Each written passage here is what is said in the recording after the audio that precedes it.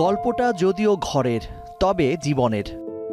সকালবেলা যখন যেত দোয়া পড়তাম যে আবার যখন সহি সালামতে সে ফিরে আসে। আর জীবনটা জবাবদিহিতার। রাজাপুর কাঠালিয়া গোটা জায়গাটাই আমার একটা পরিবার, সাথে ভালোবাসারও। স্বামী হিসাবে আমি 100-তে 100 দিব। দায়িত্বশীল, তাকে আমি 100-তে 100 দিতে পারি।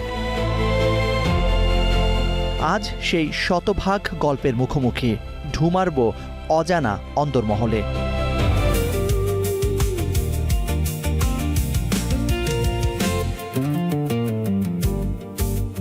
আমাদের সেই গল্পের নায়ক আজকে ঝালকাঠি 1 থেকে নির্বাচিত সংসদ সদস্য রফিকুল ইসলাম জামাল, বিএনপির ধর্ম বিষয়ক সম্পাদক, এবং তার সঙ্গে রয়েছেন এই যে দীর্ঘ যাত্রা, আজ তিনি সংসদে গিয়েছেন, তাকে পেছন থেকে যিনি সাহস দিয়েছেন, অনুপ্রেরণা দিয়েছেন, শক্তি জুগিয়েছেন এবং সংসারও সামলিয়েছেন, তার সহধর্মিণী।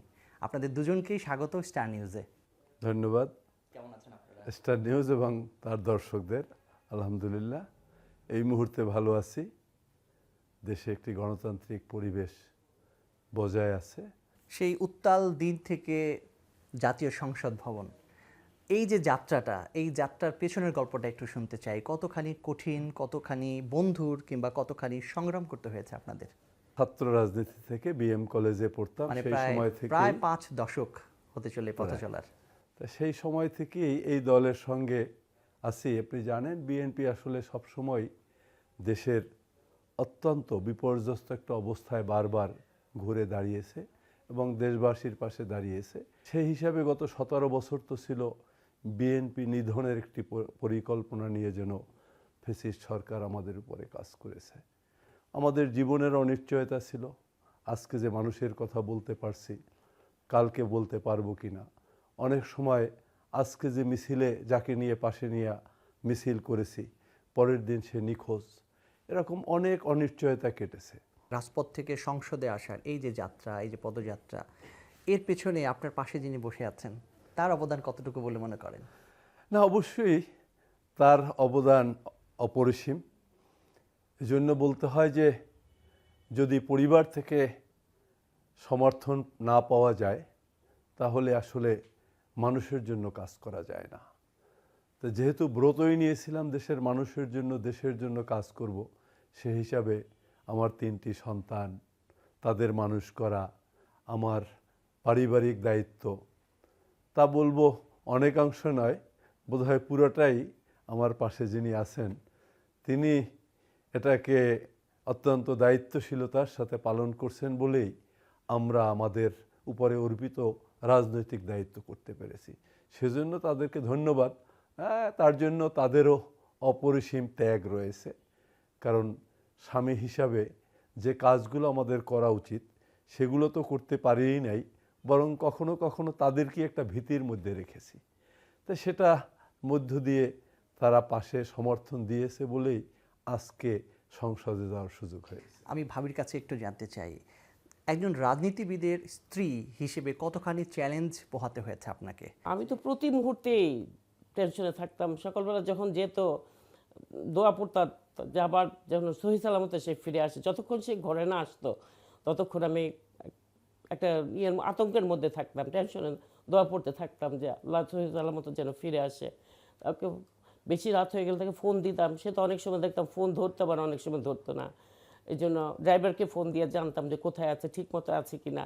2022 সালে একবার আপনার সামনে থেকে তাকে গ্রেফতার করা হয়েছিল, এটা আপনার জন্য কতখানি কষ্টের কিংবা গভীর ক্ষত আপনার মনে তৈরি করেছিল কিনা? এটার মতো কষ্ট দিনের কথা মনে হলে তো এখনও শুতে গেলে মনে হয় যে গাড়ির শব্দ শুনলে যে আবার পুলিশের গাড়ি আসছে কিনা এরকম মনে হতো। শেষ তো আমরা শুয়েছি যে রাত্রেবেলা, তখন নিচ থেকে দারোয়ান ফোন দিয়ে বলল যে স্যারকে চলে যেতে বলেন, নিচে পুলিশ আসছে। আর ও তো সাথে সাথে বের হয়ে চলে গেল। কোথায় গেল না, সাথে না মোবাইল ছিল না, কিছু ছিল না। আর আমি যে বের হয়ে যাব দেখব সেই ইয়াটাও ছিল না।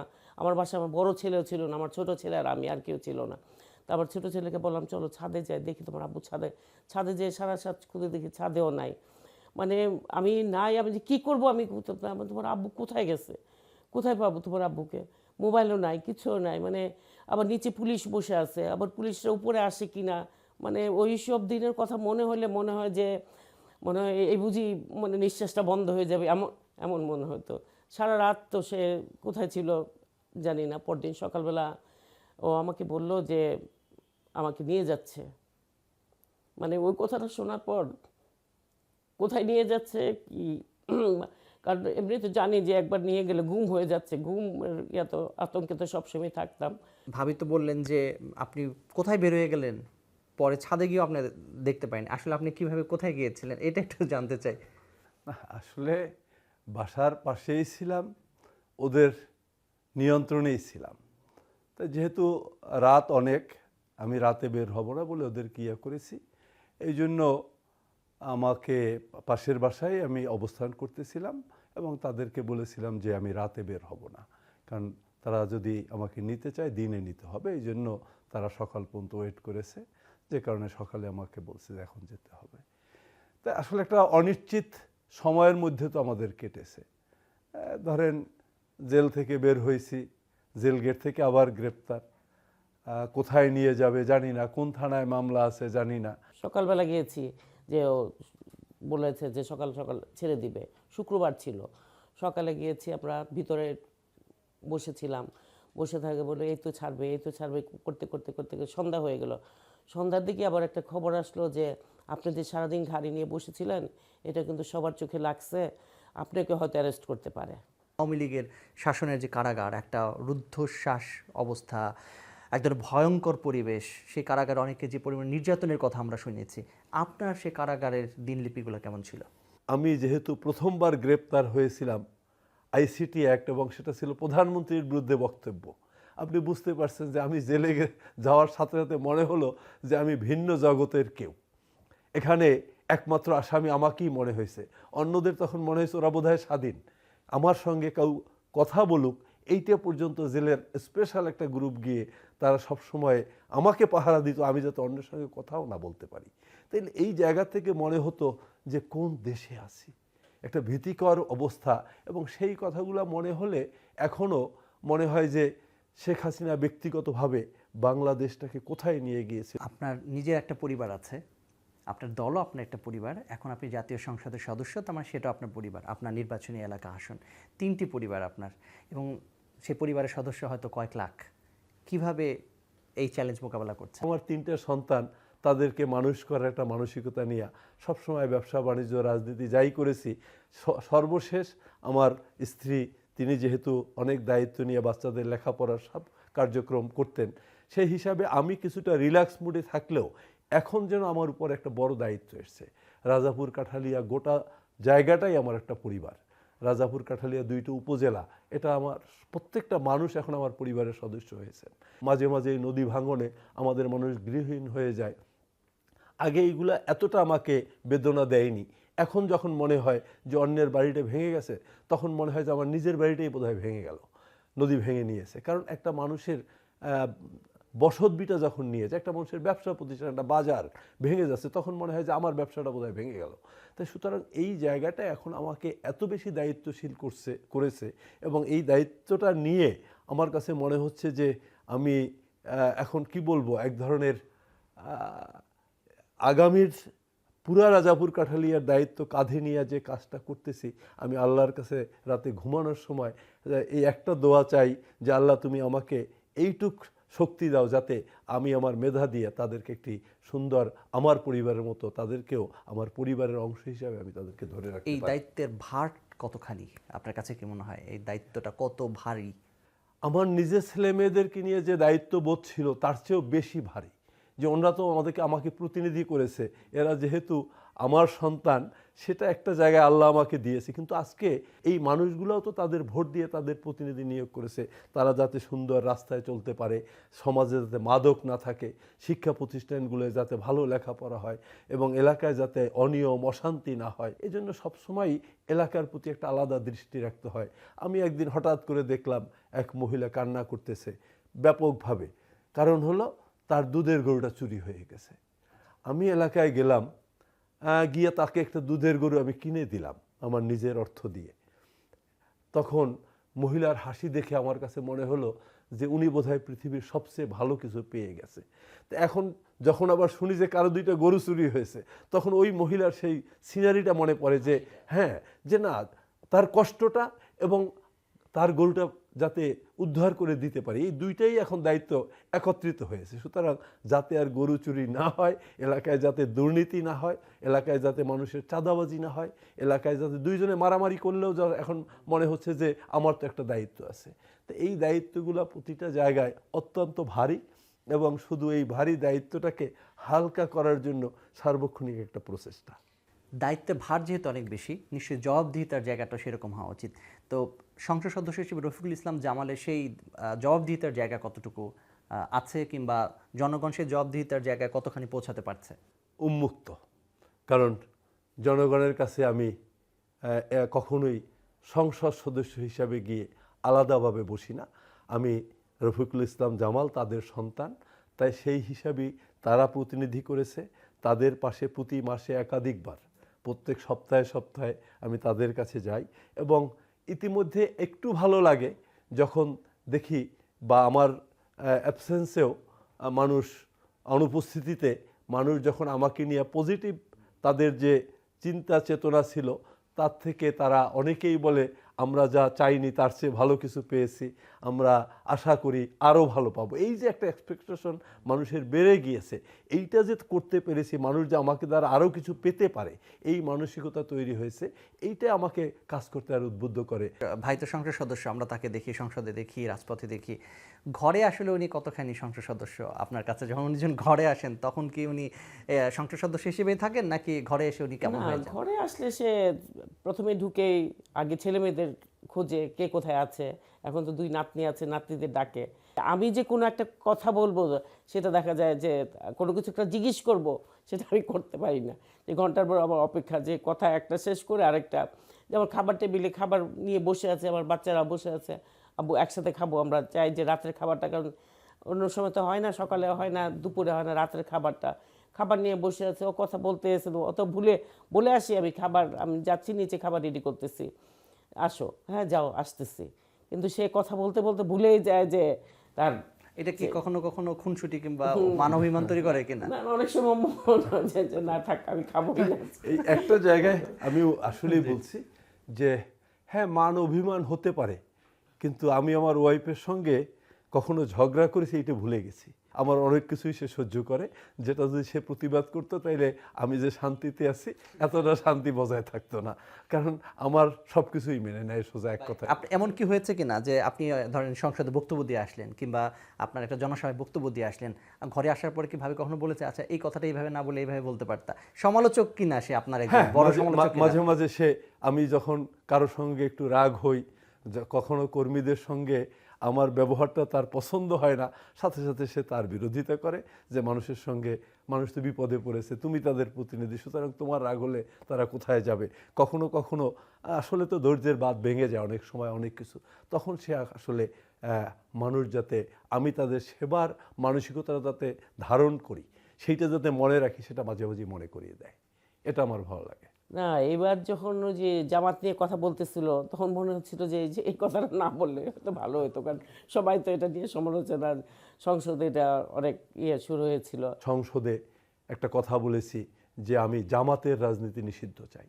এর কারণটা হলো যে আপনি যদি দেখেন, আজকে আমরা যে ফেসিস্ট, যে ফেসিজমের মধ্যে গত 17 বছর ছিলাম, একটা অনিশ্চয়তার মধ্যে ছিলাম, তাদের অপকর্মগুলো যদি আমরা ধরি, যে বাংলাদেশে তারা যে কাজগুলো করছে, এই আওয়ামী লীগের রাজনীতি করার আর কোনো সুযোগ দেওয়া উচিত না, এবং সেই হিসাবে আওয়ামী লীগ নিষিদ্ধ আছে।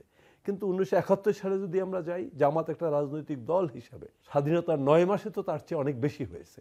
সেই জায়গাটায় কিন্তু জামাত এই দেশের মানুষকে ভিক্টিমাইজ করার নেতৃত্ব দিয়েছিল। তাই সেই হিসাবে আমি জামাত রাজনৈতিক দলটার কথা বলেছি, কিন্তু স্বাধীনতার পরে যাদের জন্ম হয়েছে তারা সেই জায়গাটা যদি বুঝে, তাইলে ওই সংগঠনটা করতে পারে। আমরা ওই জন্য বলেছি যে বাংলাদেশে এরা রাজনীতি করুক, কিন্তু জামাতে ইসলাম নামে নয়। তার মানে আপনি একজন নিয়মিত শ্রোতা আর কি, ভাই বক্তব্য দিলে সংসদে, এবং দর্শক দুটাই বলতে পারে, এবং সংশোধনও করে দেন মাঝে মাঝে। হ্যাঁ। ভাই কি শুনেন আপনার কথা? শোনে কি জানে না, সেই মুহূর্তে হয়তো শোনে, কিন্তু পরে ওইটা আচ্ছা, তার মধ্যেও বলতে হচ্ছে যে আসলে এই যে 2026-এর 12ই ফেব্রুয়ারি নির্বাচন, সেখানে অনেক বড় ভূমিকা রেখেছে। অনেকগুলো মেয়েদের নিয়ে সে শত শত মহিলার উপস্থিত থাকতো। সেখানে গিয়ে আমাদের যে উঠান বৈঠকের নামে অনেকগুলো উঠান বৈঠক করেছে, যেটা রাজনীতিতে আমাকে অনেক এগিয়ে দিয়েছে। আপনি কোনো ট্রিট দিয়েছেন ভাবিকে এই জন্য? না, এইটা ব্যক্তিগতভাবে ওইভাবে আমি তাকে দিতে পারিনি বা দেইনি, কিন্তু আসলে একেবারে তাকে আমি কিছু শিখিয়েও দেইনি। তা সে যে মানুষের সঙ্গে মিশতে পেরেছে এবং মানুষের রাজনীতিবিদের একজন ওয়াইফ হিসাবে মানুষের যে ডিমান্ড, এইটা সে অনুধাবন করেছে। এইটা আমার কাছে একেবারেই পরিষ্কার যে সে আসলে একজন রাজনীতিবিদের স্ত্রীর যে দায়িত্ববোধ থাকা দরকার তার সম্পূর্ণটা বোধহয় তার মধ্যে আমি পেয়েছি। স্বামী, বাবা এবং রাজনীতিবিদ, আপনি এই 3 ক্যাটাগরিকে কোনটাকে বেশি এগিয়ে স্বামী হিসাবে কত দিবেন আর বাকিগুলোতে কত দিবেন? স্বামী হিসাবে আমি 100-তে 100 দিব, এবং বাবা হিসাবে সে, আমি আমার দৃষ্টিতে সে ভালো, কিন্তু আমার বাচ্চাদের অনেক সময় অনেক কমপ্লেন থাকে যে সময় দেয় না, কিন্তু সে তো চেষ্টা করে এবং বাচ্চাদের কি চাহিদা সেটা পূরণ নিজে না করতে আমাকে দিয়ে করায়। সেই হিসেবে বাচ্চাদের বাবা হিসেবে 100-তে 80 পাবে সে। আর রাজনীতিবিদ হিসাবে তো এখনো মাত্র শুরু হয়েছে না, সে যেহেতু আগে থেকে রাজনীতিবিদ, কিন্তু এলাকার জনগণ তাকে যেভাবে, জনগণ যেভাবে তাকে ভালোবাসে এবং তার কাছে যে সেবা চায়, আমার মনে হয় যদি তার সংসারটা না থাকতো তাহলে মনে হয় সে আরও ভালোভাবে জনগণের সেবাটা দিতে পারতো। মাঝে মাঝে এমন মনে হয়। ভাইয়ের কি পছন্দ হয়, কোন গুণটি পছন্দ হয় আপনার কাছে স্বামী হিসেবে? সে তো অনেক ভালোবাসে আমাকে, এটাই সবচেয়ে ভালো লাগলো শুনে। চা তৈরি করে খাওয়ানো কিংবা কফি করে খাওয়ানো কিংবা পছন্দের জিনিস করে খাওয়ানো কিংবা গিফট দেয়া, সেটি কার বেশি আছে, আপনি নাকি ভাই? গিফট দেওয়ার ব্যাপারে ও অত সময় পায় না যেতে, বা গিফটটা আমি বেশি কিনে রাখি। ওর বার্থডে বলেন, ওর অ্যানিভার্সারি বলেন, মনে রাখে কি আর ভুলে যায় কে বেশি? ওর খুব কমই মনে থাকে, কিন্তু আমার গিফটটা যখন পাই তখন হয়তো তার মনে হয়। ভাই ছোট্ট একটা অভিযোগ কিন্তু আসলো। আসলে মাঝে মাঝে সে মনে করিয়ে দিছে। আমি আগে মনে না থাকলেও ভাবখানা এমন ধরেছি যে আগে আমার জানা ছিল, ওরকম কখনো কখনো এটা কাভার করেছি। তবে আমরা একটু সকালে লেবুর শরবত খাই, একটু মধু দিয়া তার গ্লাসের মধ্যে আমি সেটা দিয়ে দিই। প্রতিদিন দাও না, মাঝে মাঝে বলছি তো। বিশ্বকাপ ফুটবল চলছে, ভাবি কোন দলের সমর্থক? আমি মাঝে মাঝে দেখি, প্রতিদিন দেখি না, কারণ ওই ফুটবল খেলাটা আমার আবার হাই প্রেশার আছে। ওই যে খেলার ইয়েটা যে যখন হয় তখন আমার টেনশন, মানে একদম উন্মাদনা যখন হয়, টেনশন হয় যে এই গোল হলো না, মানে কোন দল হবে। এর জন্য আমি ব্রাজিলকেই সাপোর্ট করতাম। ভাই ভাবির দল তো বিদায় হলো, আপনি কোন দলের সমর্থক? আমার 2 ছেলে দেখতে। আসলে আমি একেবারে প্রথম থেকেই ব্রাজিলের অন্ধভক্ত। আমিও হেরেছি, তবে আমার 2 ছেলে, একজন আমার মতো ব্রাজিলের ভক্ত, আর একজন আবার ঠিক রিভার্স, সে আরও উন্মাদনা আর্জেন্টিনার জন্য। তো সে এখন হ্যাপি আছে, আমার ছোট ছেলে। সুতরাং আমাদের বাসায় একদম ফুটবলের যে উন্মাদনা শেষ হয়ে যায়নি। ভাবির কোন দিকগুলো আপনার কাছে ভালো লাগে, বা কোন একটা বিশেষ দিক কিংবা কতগুলো দিক আছে যেটা আপনাকে সবচেয়ে বেশি মুগ্ধ করে? তার অনেকগুলো দিক আছে পজিটিভ। সবচেয়ে বড় হলো দায়িত্বশীল। তার পরিবার, আমার পরিবার, ছেলে মেয়ে, আমার প্রতি, তার পরিচিত জনের প্রতি, প্রত্যেকটা লোকের প্রতি তার একটা দায়িত্বশীলতা আছে। কেউ বিপদে পড়লে তাকে কিভাবে সহযোগিতা করা যায়, আমার অপরিচিত কিন্তু তার পরিচিত, তাকেও কিভাবে আমি একটু সহযোগিতা করব, এই মানসিকতা আমাকে খুব ভালো লাগে। যে না, একজন মানুষ আসলে অন্য মানুষের জন্য, মানুষের জন্য, যদি সেইটাকে আমি বলি, তাই সেই দিক থেকে তাকে আমি 100-তে 100 দিতে পারি। সে কোনো মানুষের অকল্যাণ চায় না, এটা একটা বড় গুণ তার। যদি রাজনীতি না করতেন তাহলে জীবনের ক্যানভাস কি অন্যরকম হতে পারতো, মনে হয় কিনা? হ্যাঁ, আমি এক সময় কিছুদিন কাজ করেছিলাম। সবসময় একজন ব্যবসায়ী হওয়ার একটা প্রত্যাশা ছিল এবং সেই অনুযায়ী সুনামের সাথে ব্যবসা করব। সেই হিসাবে ব্যবসাটা করতেছিলাম। মনে হয় রাজনীতির সময়টা যদি এতটা না দিতাম তাই বাংলাদেশে একজন বড় ব্যবসায়ী হিসেবে নিজে প্রতিষ্ঠিত হতে পারতাম এবং হাজার হাজার লোকের চাকরির ব্যবস্থা করতে পারতাম। এত রক্ত, এত ত্যাগের বিনিময়ে নতুন বাংলাদেশ, সেই বাংলাদেশে তিনি একজন সংসদ সদস্য। আপনি সেই সংসদ সদস্যের স্ত্রী হিসেবে কতখানি গর্ব অনুভব করেন?